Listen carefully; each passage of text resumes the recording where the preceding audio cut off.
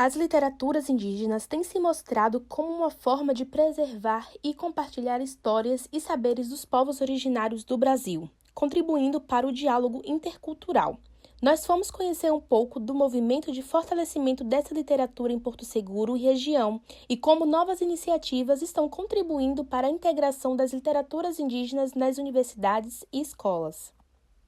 Na Universidade Federal do Sul da Bahia, professores e pesquisadores estão buscando valorizar as culturas dos povos originários com a inserção das literaturas indígenas no currículo universitário. Nós conversamos com Adriana Pesca, professora pataxó da UFSB, que atuou por mais de 15 anos no ensino escolar indígena na região.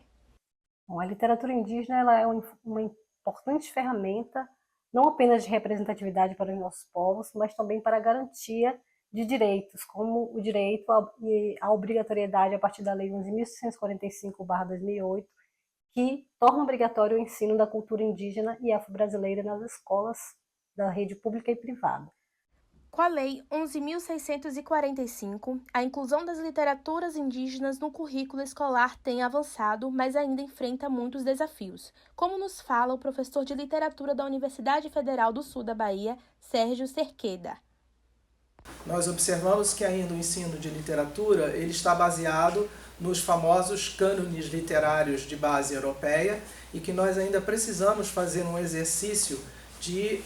propor novas abordagens e também, efetivamente, aplicar aquilo que a Lei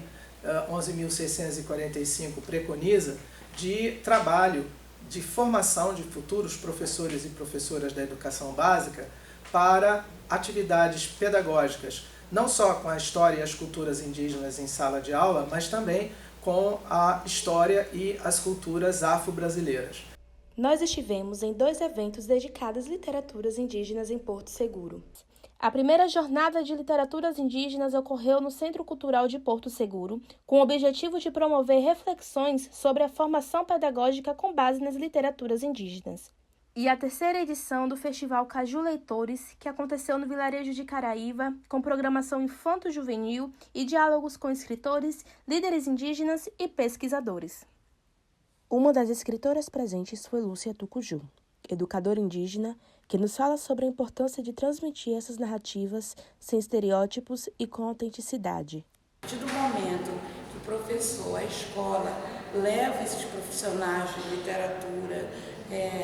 da cultura indígena, que leve com verdade, quando passa a verdade, não tenta camuflar, não tenta estereotipar, isso me enche de esperança, porque eu vejo que está passando a verdade, e essas crianças que estão vindo aí, que vão absorvendo esses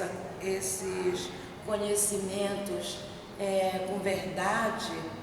não da forma que foi apresentada para mim, inclusive eu me incluo nisso. A gente pensa assim, poxa, está vindo um mundo novo, a gente tem que ter esperança. Então a minha esperança vem quando eu vejo uma criança lendo os meus textos, os textos de outros parentes, e que estão vendo um professor envolvido, e isso me enche de esperança. A professora Adriana Pesca destaca ainda a importância do protagonismo indígena nas narrativas, enfatizando a importância dessas vozes para expandir o conceito de literatura e afirmar a resistência cultural dos povos originários. Se hoje existe uma literatura que se compõe e se constitui como sendo literatura indígena, com essa demarcação que é tão necessária,